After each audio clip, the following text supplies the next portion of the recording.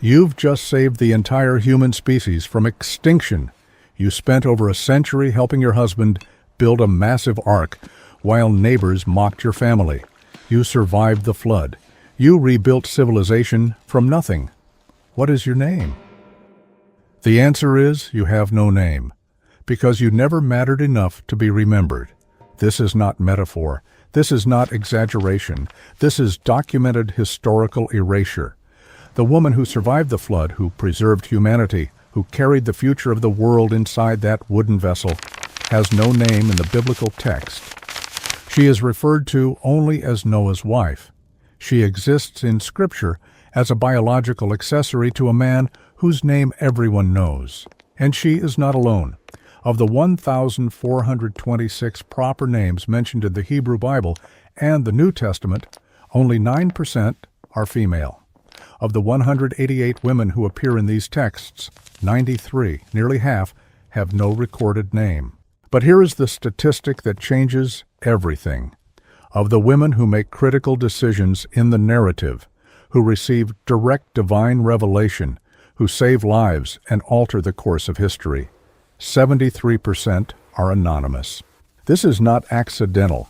This is not the result of lost documents or faded ink. This is policy.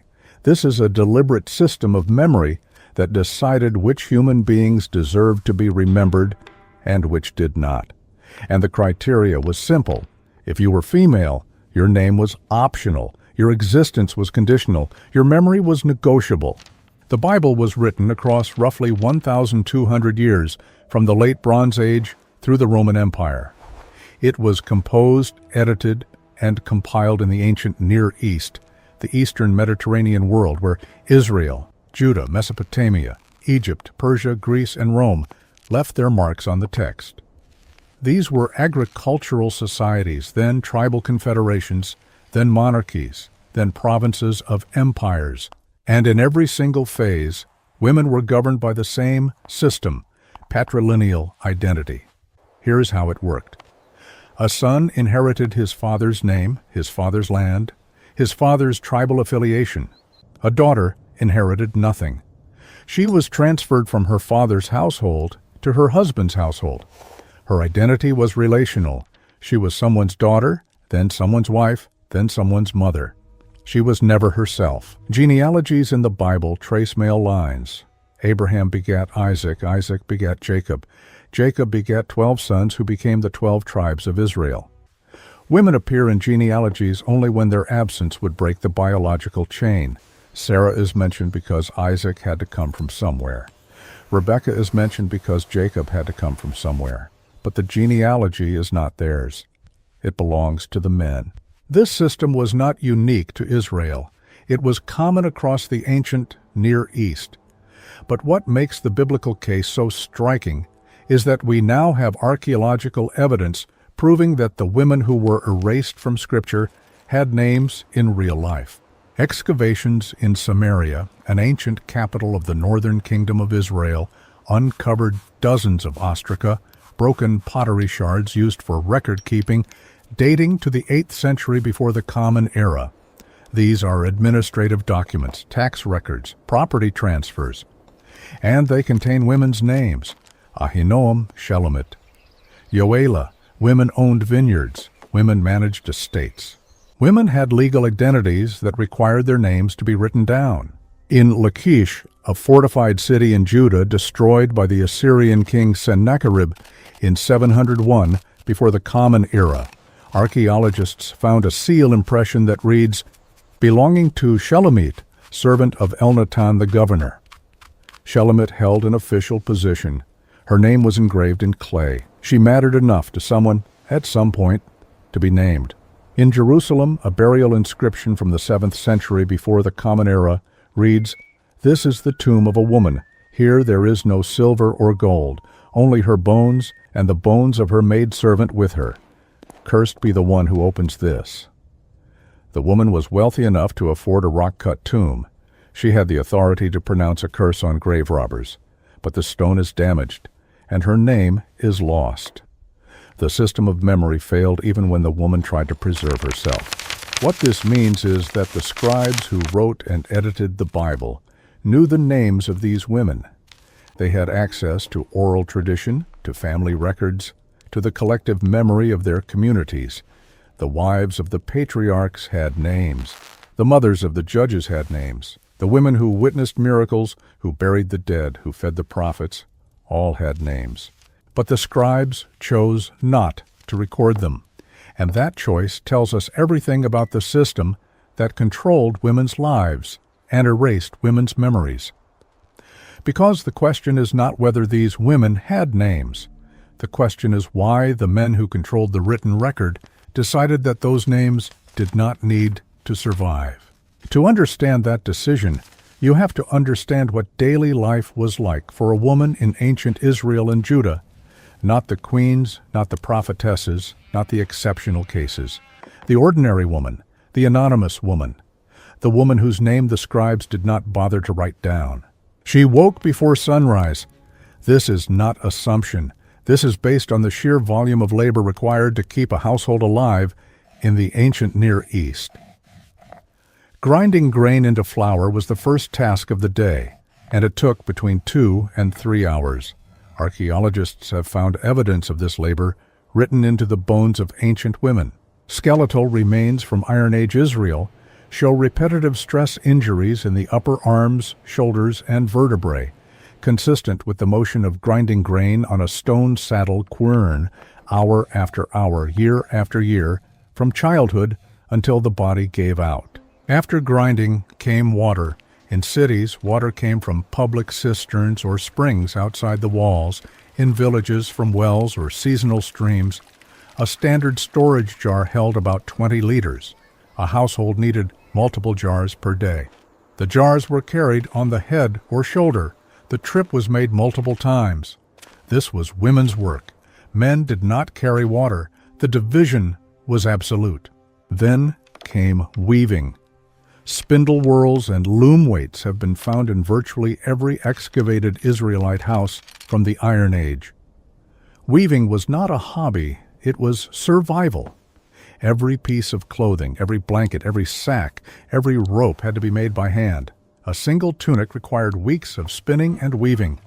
A woman producing textiles for a family of 6 was working every moment she was not grinding or hauling water. And this does not yet include cooking, which required gathering fuel, tending fire, and preparing food that had no refrigeration and could spoil within hours in the Middle Eastern heat. Or child care, which in a society with high infant mortality rates meant constant vigilance. Or fieldwork, because during planting and harvest, women worked alongside men, or care for the sick and dying, which fell to women because men had other obligations. This was the physical reality. Now here is the legal reality. Women in ancient Israel were governed by a framework of law that appears in the Torah, the first 5 books of the Bible, and later in rabbinic interpretation. The Covenant Code in Exodus chapter 21, the Deuteronomic Code in Deuteronomy chapters 12 through 26, and the Holiness Code in Leviticus chapters 17 through 26, all contain laws that regulate women's bodies, women's sexuality, women's economic value, and women's social mobility. In Exodus chapter 20, verse 17, the 10th commandment lists a man's wife alongside his servants, his ox, and his donkey. She is property. She is an asset that another man is forbidden to covet. The grammar is explicit. The command is addressed to men. Women are the objects, not the subjects, of the law.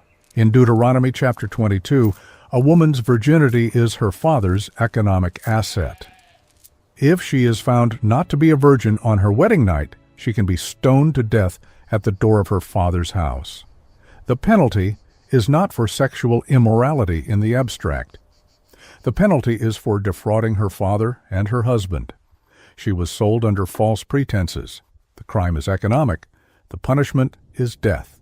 Adultery laws are asymmetrical. A married woman who has sex with any man other than her husband has committed adultery.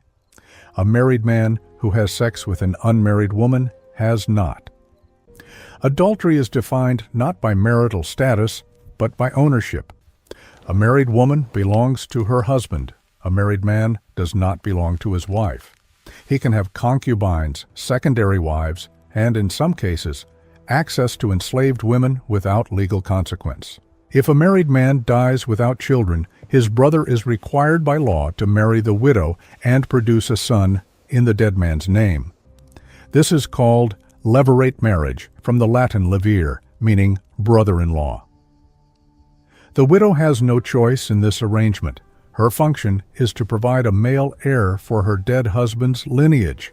If the brother refuses, the widow can perform a humiliating public ritual, removing his sandal and spitting in his face, but she cannot refuse the system itself. She exists to produce sons. Women could not serve as priests. They could not enter the innermost chamber of the temple, the Holy of Holies.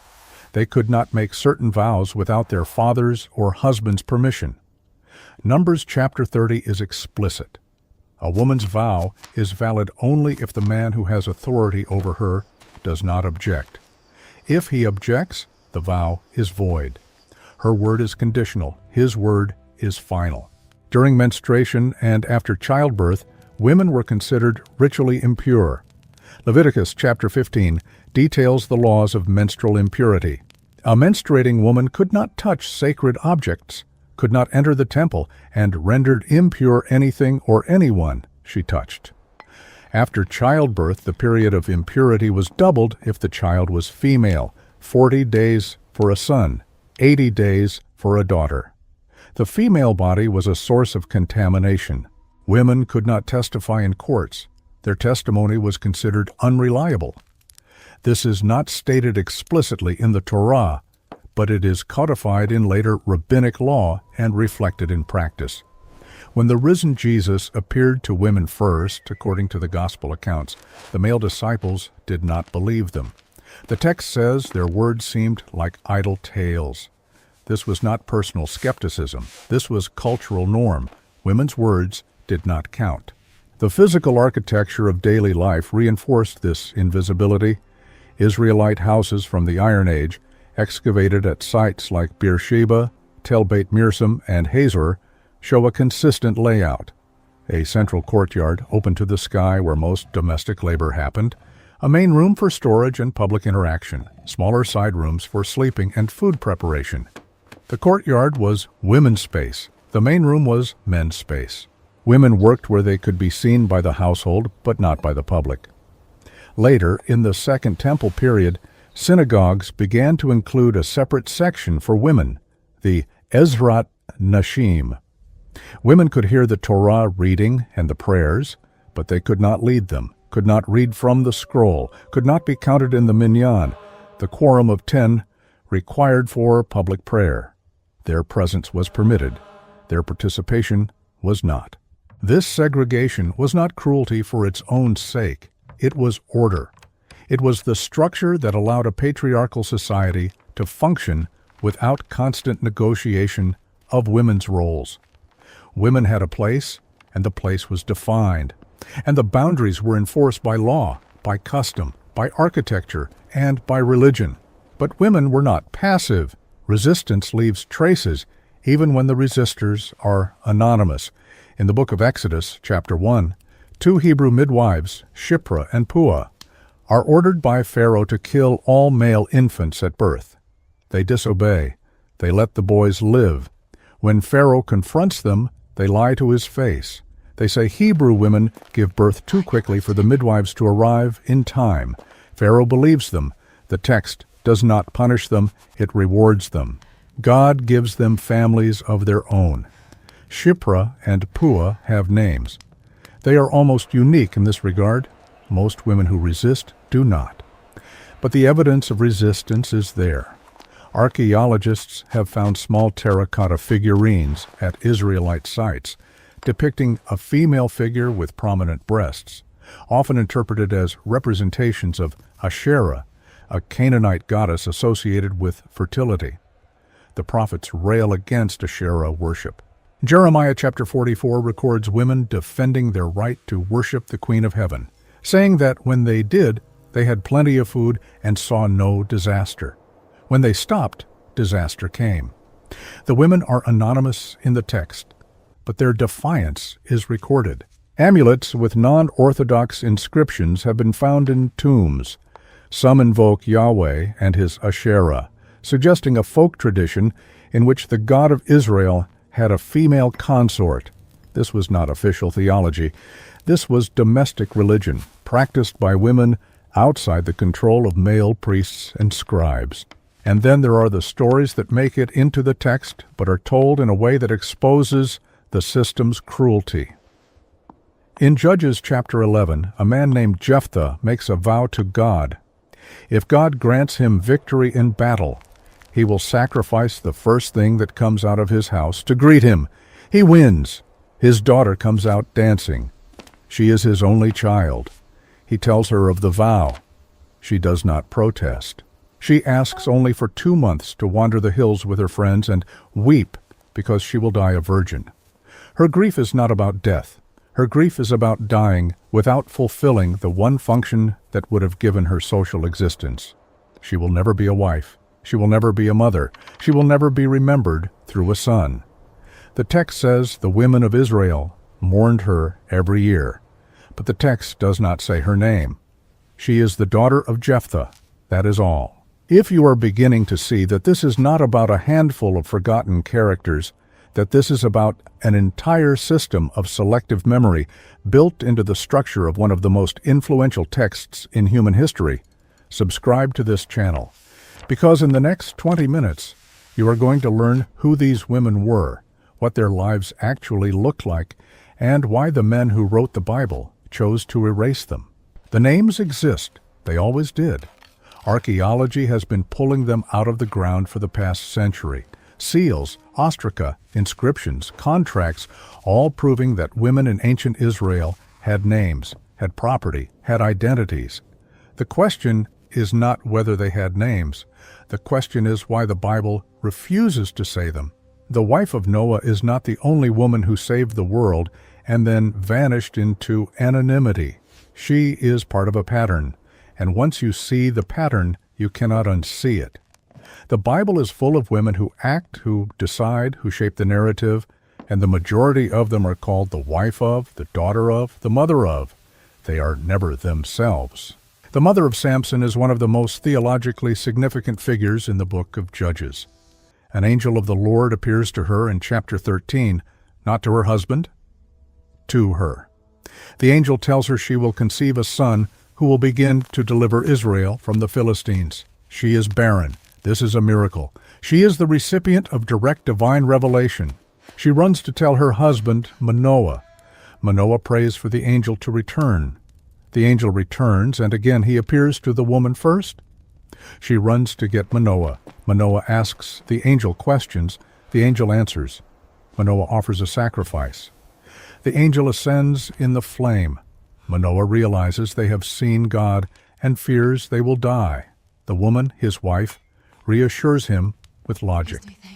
If the Lord had meant to kill us, she says, he would not have accepted our offering or told us all this. She is the theologian of the passage. She is the one who understands what is happening. She is the protagonist. Her husband has a name. Manoah, she does not. She is called the wife of Manoah. She is called the woman. She is never called by her own name because the scribes did not think she needed one. The wife of Job is another ghost. The book of Job is one of the most profound theological texts in the Bible, a meditation on suffering, justice, and the silence of God. Job loses everything: his wealth, his health, his children. 10 children dead in a single day when a house collapses during a feast. Job's wife has also lost 10 children. She has watched her husband covered in sores, sitting in ashes, scraping his skin with broken pottery. And she speaks one of the most famous lines in the book, "Curse God and die." She is often interpreted as a villain, a tempter, a failure of faith. But read in context. Her line is not temptation. It is despair. It is the voice of someone who has suffered beyond the point where theology makes sense. She is telling Job to stop pretending that this is bearable, to stop defending a God who allows this, to let go. Job rebukes her. He calls her foolish, but he does not answer her question, and the text does not give her a name. Later, Jewish tradition names her Cetis, or Rama, or Dinah, because the absence bothered readers. But the Bible itself does not name her. She is Job's wife. She exists in relation to his suffering, not her own. All three of Noah's sons have names: Shem, Ham, Japheth. They are named because they become the ancestors of nations. Their wives are not named. Three women who also survived the flood, who also repopulated the earth, who also carried the future of humanity in their bodies. Three women whose names the scribes knew and chose not to record. This is not an accident of oral tradition. This is not the result of sources being lost. We know this because archaeology keeps finding the names that the Bible left out.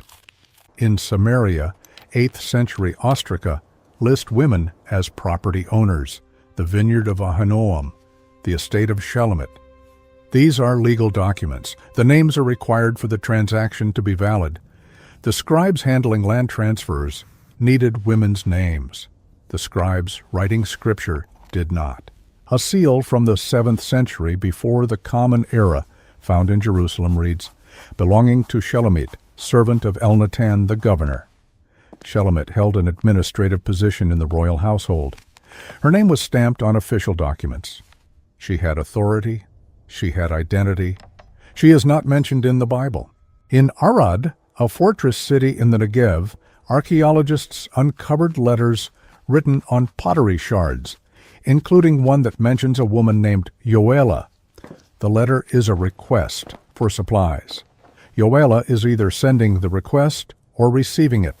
Either way, she is part of the administrative network. She has a role. She has a name. But the Bible is full of women in similar positions who do not. The woman who hid the Israelite spies in Jericho is named Rahab. But the woman who gave water to Abraham's servant and agreed to marry Isaac is named Rebekah, only because the marriage is narratively essential. If the story could have functioned without her name, the text would not have given it. Compare this to other ancient cultures. In Egypt, queens are named, depicted, and remembered. Hatshepsut ruled as pharaoh and left temples inscribed with her name and image. Nefertiti's face is one of the most recognizable from the ancient world. Cleopatra's political maneuvering is documented in Greek and Roman sources. Egyptian women appear in legal contracts, court cases, and property records with their names intact. In Mesopotamia, the Code of Hammurabi, written in the 18th century before the Common Era, includes women as legal actors. A woman can divorce her husband under certain conditions. A woman can own property. A woman can bring a case to court. Her name is part of the record. Priestesses of Ishtar and other deities held significant social and economic power. Their names were inscribed on temple dedications.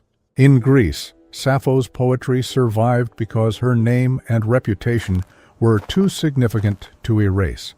Aspasia, the partner of Pericles, is mentioned by Plato and Xenophon. In Rome, women like Cornelia, mother of the Gracchi, and Agrippina, mother of Nero, are remembered not just as relatives, but as political actors in their own right. Tombstones across the Roman world bear women's names. Here lies Claudia, faithful wife. Here lies Tertia, beloved daughter. The name is there. But the Bible operates differently. The Bible is not a historical chronicle in the modern sense. It is a theological document shaped by the religious and political concerns of the scribes who compiled it. And those scribes had a specific view of whose names mattered. There is one story in the Bible that makes the cruelty of this system impossible to ignore. It is in Judges, chapters 19 through 21, and it is one of the most horrifying narratives in Scripture. A Levite, a man from the priestly tribe, takes a concubine. She leaves him and returns to her father's house. The text says she was unfaithful, though some translations say she became angry with him. Either way, she leaves. The Levite goes to retrieve her. Her father welcomes him, and they feast for several days. Finally, the Levite leaves with the woman and his servant. They travel toward the territory of Benjamin and stop for the night in a town called Gibeah. An old man offers them shelter. That night, men from the town surround the house and demand that the old man send out the Levite so they can rape him. The old man refuses. He offers his own virgin daughter and the Levite's concubine instead. The men refuse. The Levite takes his concubine and pushes her outside. The men rape her all night. At dawn, she crawls back to the door of the house and collapses.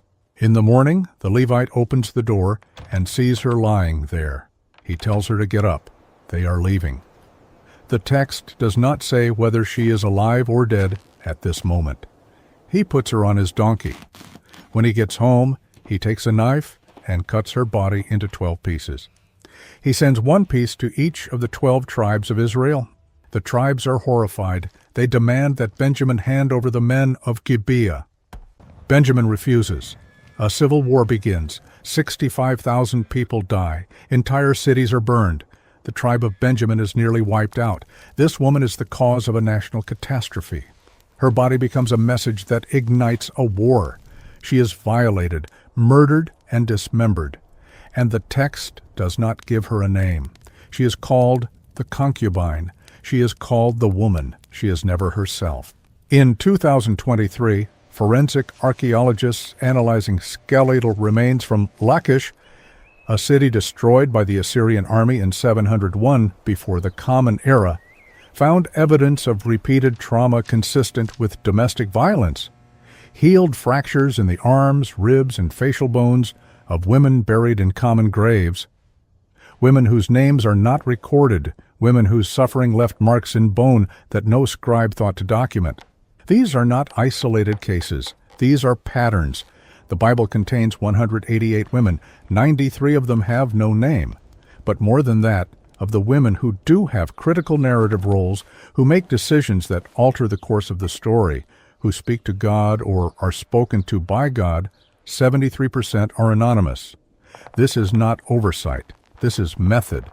And the method tells you everything you need to know about the system that produced the text.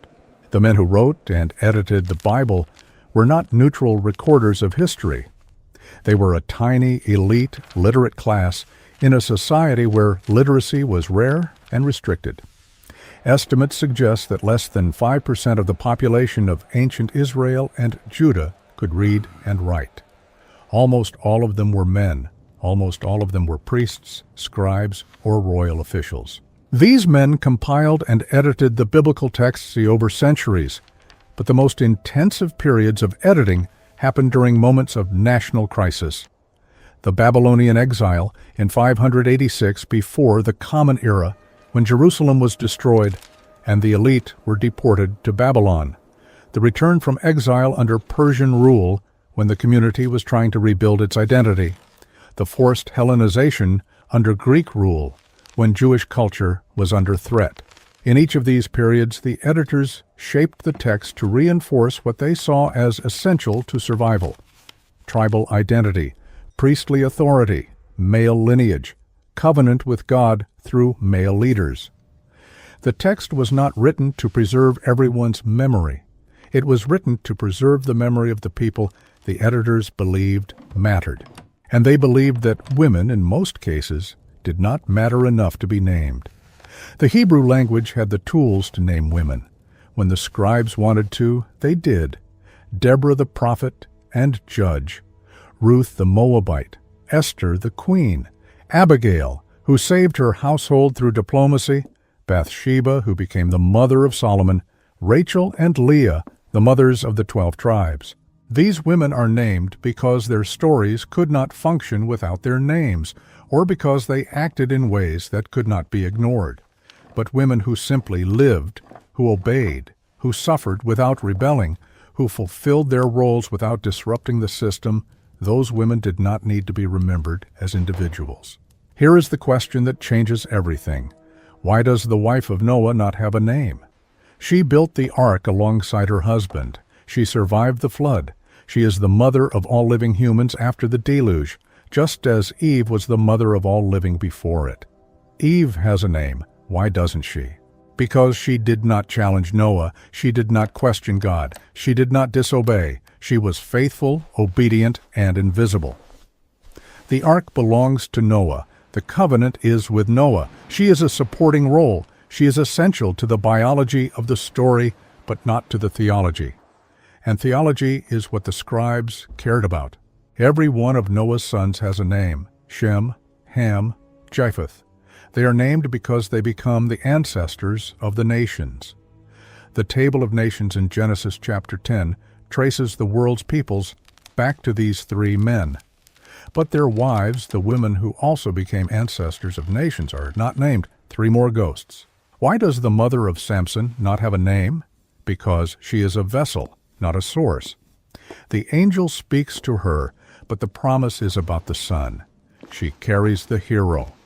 Once the hero is born, her narrative purpose is complete. Manoah, the father, has a name because he transmits lineage. She transmits body. This is the pattern. Women who obey perfectly and fulfill their role without resistance are erased as a reward. Women who disobey, who disrupt, who cause problems, are named so they can be remembered as warnings or exceptions. Research by Tikva Frymer-Kensky, published in 2002, analyzed naming patterns across the Hebrew Bible. Her findings are stark. Women receive names when they are problems. Jezebel, the foreign queen who promotes Baal worship. Delilah, who betrays Samson. Athaliah, who seizes the throne and tries to wipe out the Davidic line. Or women receive names when they act outside their expected role in ways the editors cannot ignore. Deborah, who judges Israel and leads an army.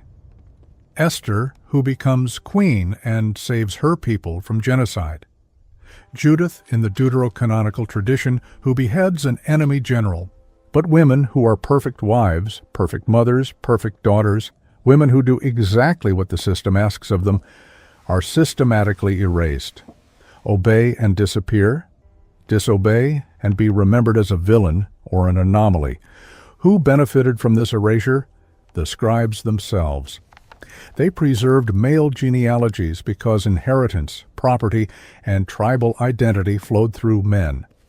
Women were the biological links between generations of men, but they were not the generations themselves. Theologians benefited. They constructed a narrative in which God makes covenants with men: Abraham, Moses, David. Women are present, but they are not parties to the covenant. They are beneficiaries or obstacles, never principals. Religious leaders benefited. If God did not bother to record women's names, then women did not have independent theological significance. They could not be priests. They could not teach. They could not lead. The text itself became the justification for their exclusion. And this logic did not end with the Bible. It shaped 2,000 years of interpretation. The Apostle Paul, writing in the first century of the Common Era, tells women to be silent in the churches. He says he does not permit a woman to teach or have authority over a man. She must be quiet. This is in 1 Timothy chapter 2, verse 12, written by a man, based on a tradition shaped by men, enforced by men. For 2 millennia, women were told that their exclusion from religious authority was divinely ordained, and the evidence was the text itself. If women were important, God would have named them. If women were supposed to lead, the Bible would show them leading. The silence was not an accident, it was the plan. But the silence was never complete. Because archaeology does not care what the scribes wanted to preserve. Archaeology digs up what was buried, and what it has been digging up for over a century now is proof that the women were always there. They had names, they had roles, they had significance. The scribes knew it, and the scribes erased it anyway.